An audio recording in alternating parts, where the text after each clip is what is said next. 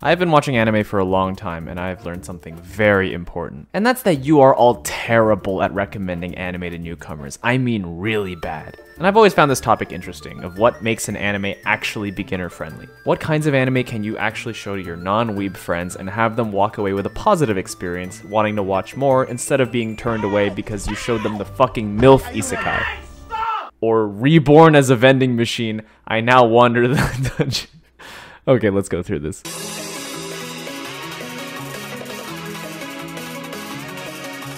Of course, there are some obvious answers to the question, like just go with the most popular anime, right? You can't really go wrong with that. Or maybe steer clear of shows like One Piece and Naruto that are a bit too long and might be too big of an ask. And sure, that's a fine answer, but it's, boring. I don't want you to come out of this video like, oh, okay, Attack on Titan and Spirited Away are good beginner anime. Oh, cool, thanks. The way I see it, there is a balance between two forces at play here. One positive force and one negative force. The positive force is really simple and obvious. How appealing is the show's premise, visuals, and characters? And the negative force is, how do I say this?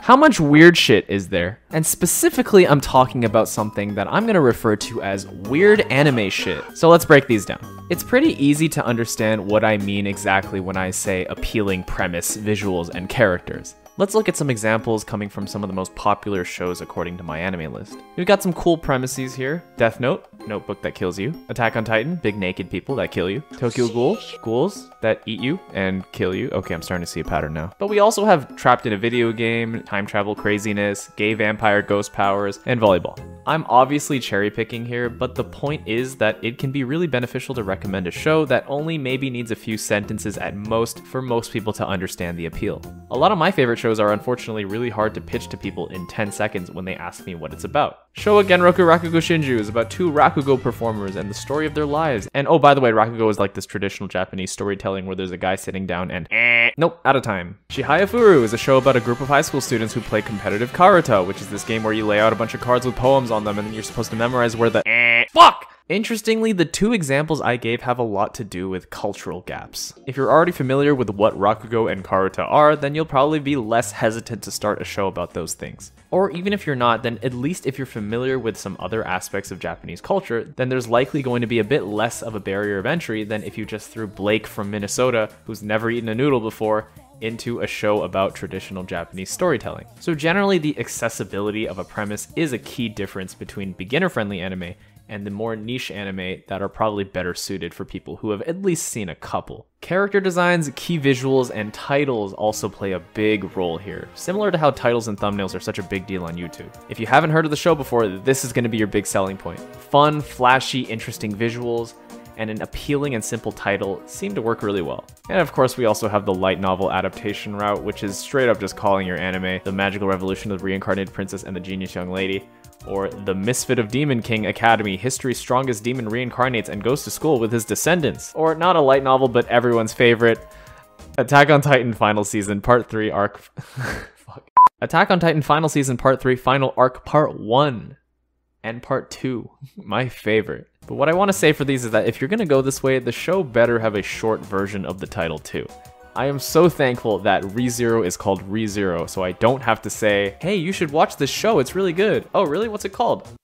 ゼロから始める異世界生活. Visuals and art style are really important too. I'm sure tons of people have had the experience of trying to recommend Ping Pong the Animation to their friend to be quickly met with, I mean, the show looks really good and stuff, but it's really fucking ugly and I don't want to. Of course, I'm absolutely not saying that you should never try to recommend shows with weird titles or unconventional animation or plots to anime newcomers, but having these kinds of things definitely makes it a bit harder, but not nearly as hard as having the...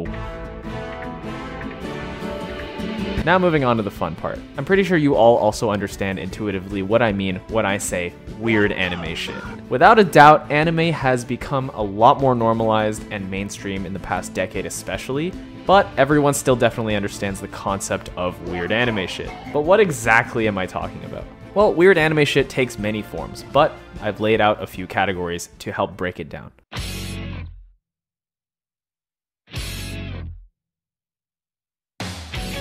Ecchi. We're starting with everyone's favorite. Ecchi has a range. It might be your mom walks in at the wrong time and happens to see some questionable stuff, or it could be... Just take me. Just arrest me. Put me in jail. And of course, we have the bottom of the barrel, Rent-A-Girlfriend. Next up, we have moe, or I noticed what's now more commonly called cute girls doing cute things.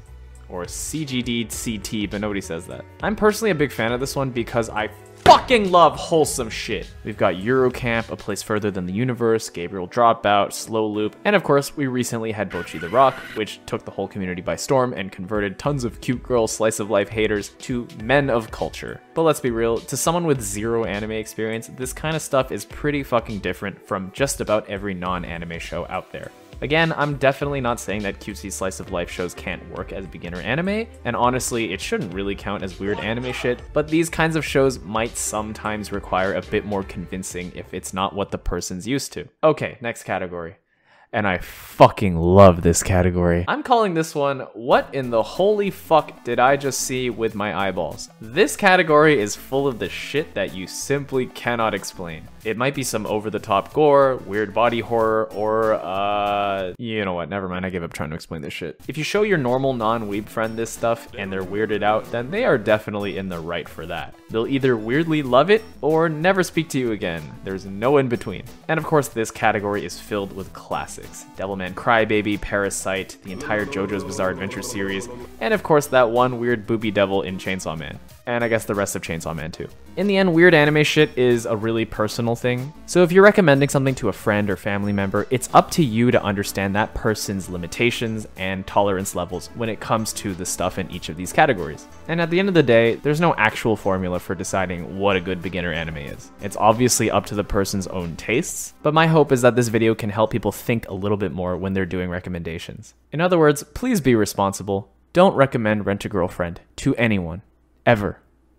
I will know. I will find out. Alright, thanks for watching. Bye!